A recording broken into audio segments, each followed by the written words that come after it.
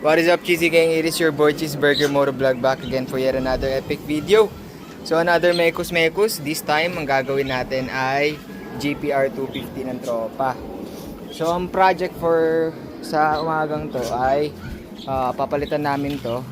Itong visor ng pang CBR 600 RR 2008 to 2012 model na visor. Nasa yung visor, tol? Ito. Yan ang ipapalit namin to, ilalagay namin. And aside from that, papalitan din namin yung lever para sa clutch. Ito sa clutch side to. Tama ba? Clutch ba to? Clutch. Ay, oo, tama pang clutch side. Papalitan namin kasi sa ano to, sensor. Okay. Kasi yung nakalagay ngayon, ito, ano na yung thread, bilog na ano. Pudpud na yung thread, so ito papalitan namin. Magbabaklas din kami ng gulong.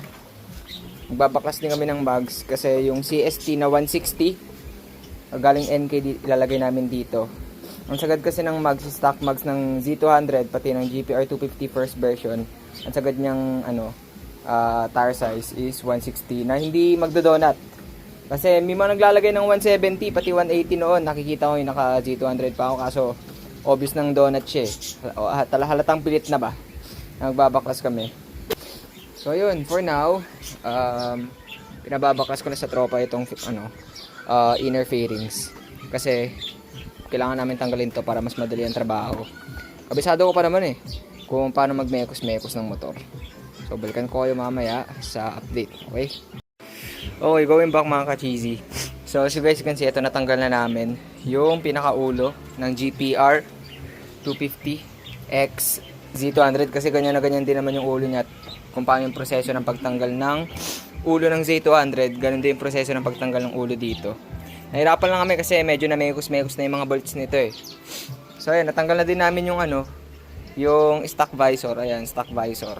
Ano lang naman yan, nut and bolt. Ayan, 6. Tapos ngayon, ang gagawin na namin ay tatansyahin na namin yung pang CBR 600RR. Kasi kailangan dalawang tao doon hanggat maaari. So baka di ko ma-videoan. Kasi kailangan ko si Mark. Wala pa yung isa namin tropa na pwede mag-video eh. So kailangan kasing ipersa yun eh. Kasi yung pagka-bubble niya masyadong malaki. Or masyadong malapad. So kailangan siyang ipersang ganun para malinis tignan at maisakto namin yung curvature nito doon sa bubutasan namin sa CBR. Magagamit kami ng soldering iron sa pagbutas. Hindi ito yung bubutasan namin, yung CBR visor yung bubutasan namin, gagamitan namin ng soldering iron. Para paglusa or pagbutas, pasok agad ng tornilyo para wala nang tanggalan. Kasi masyado din maikli yung tornilyo eh. Ito manipis kasi, yung CBR, medyo mataba yung yung pinaka visor. Kaya soldering iron na lang kaysa handy drill ang gamitin ko. So balikan ko kayo mamaya sa update, okay?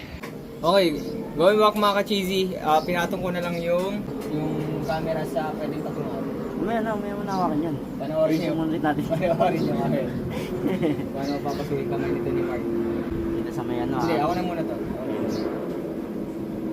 Parang nakatago itong Kumuntiin ito ha. Kailangan relax lang yung pinaka-pairing. Teka lang. Yan, din. Gago, wait nga. Namudulas sir. Ayan, din.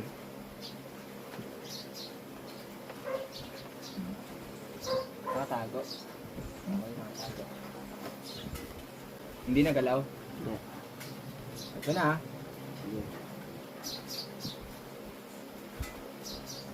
Ginalaw, nagalaw eh. Umusog boy. Dito, okay? Oo. Dito na gagalaw.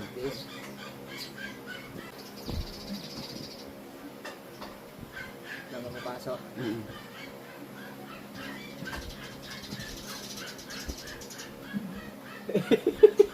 Muntik ka na dun ah.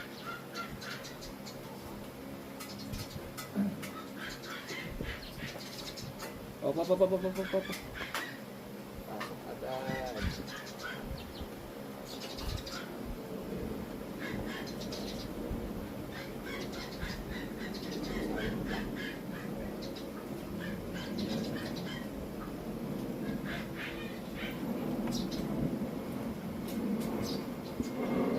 Madiin lang tol, madiin lang. Kamay ah.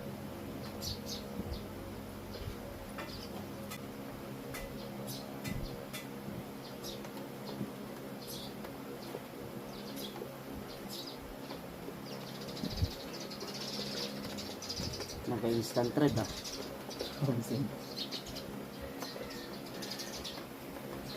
Alright, calm down. Ito, okay to? Can I see? Double check. Sige. O yan. Wait lang. Ayan, diinan mo. Hindi. Ito. Lapit ka onte.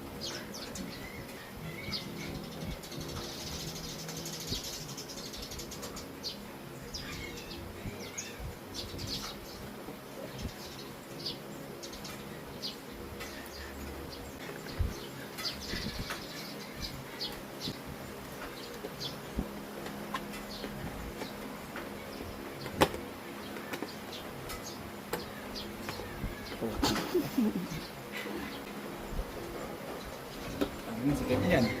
Instant thread. Okay, pakita mo sa mga ka-cheesy ko. Panis! Gawang cheeseburger yan. So, ayan, ganun lang naman. Instant thread para habang mainit pa yung plastic, pasok mo na agad yung thread, common sense. I mean yung bolt, common sense naman yun. Then ganun lang din gagawin dito sa sa natitirang apat. So, balikan ko kayo pagka na-finish product na namin, okay? So, ayan mga ka-cheesy, as you guys can see, nalagay na namin yung 6 na bolt. Stock up na yan dyan kasi yun nga, nilusaw nga namin itong plastic nito. Sabay pasok nitong itong 6 na bolt. So, I think ang next naman namin dito, para isahang gawa lang. Then, pinakalas, yung gulong, pati yung plakang padating na. Okay, so balikan ko ulit kayo mamaya. Alright, going back mga ka-cheesy, as you guys can see, ayun poging pogi. Panis na naman kayo sa Gawang Cheeseburger Moto Vlog. So ayan, nabalik na namin yung mga side fairings, even ito, pati yung mga contact na mga ilaw, okay na din, nabalik na din namin. Tapos ayun yung gawa namin, ang kinis nyo, ang ganda tignan. Pero syempre mas maganda kung maayos din yung pinaka-finish nung paint ng bike. So ayan, ang next naman ito hindi namin mailalagay yun nga, yung kanina kong pinakita na binili niya para pamalit dito kasi naka hot wire kasi ito itong sa sensor. Ayoko naman galawin na yun. That's too much work na for me. Ayoko ng electrical shit So ito yung next namin, dalawa na lang ang gagawin. Ito, yung gulong, saglit lang naman to kasi pupunta lang sa shop. Papakabit lang yung bagong gulong. Tapos ito medyo matagal pa. Maghihintay pa kami kasi yung plakang in-order niya nasa Valenzuela pa. Ilalalamove dito. So balikan ko kayo mamaya ulit for an update. So ito, going back mga ka-cheesy. Ito na yung stock tire ng NK. 160 to. CST. Asan ba? Ayun 160. Ikakabit namin dyan sa Z200 or GPR 250. Okay, suotin mo na tol. Kim, suot mo ha. Bigat gago. Sabitan mo na medal. Parang hammer tol. Pwede na ba sarap niya Alvin Ayan Yan. Magagamit ka sa machine niya. Sim. Ayan yung tropa natin. Lupit Okay. Balikan na lang namin kayo. Okay, so update lang mga ka-cheesy. Dito namin sa vulcanizing shop. Ayan. And then, ito, na jackhammer na yun. Jackhammer to. Ano tawag dito? Jack lang, no? Na-jack na yung yung swing arm ng tropa.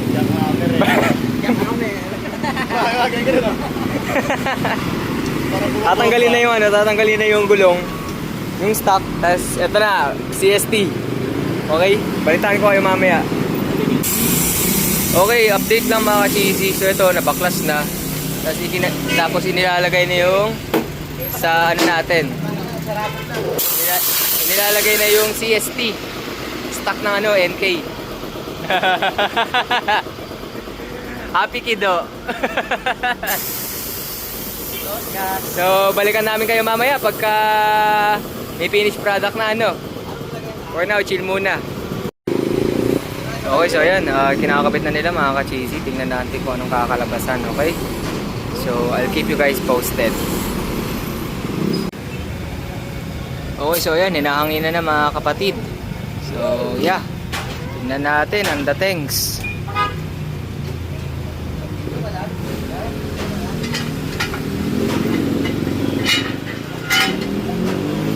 Okay. So, ito ang dala ko ngayon. Honda Beat nating malinis. Tapos, dala ni Kian yung Aura 150. Tapos, ito syempre yung kay Mark, yung GPR 250. So, kanina, yun nga, kinabit natin yun. Yung clear visor. Hindi natin naikabit yung sa yung sa tawag dito. Yung sa clutch lever niya. Tapos, ito, yung third project. Then, yung last yung sa plaka. Which is kanina, nasa Valenzuela.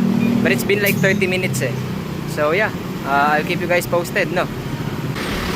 Okay, so yan yung dating nakakabit sa NK.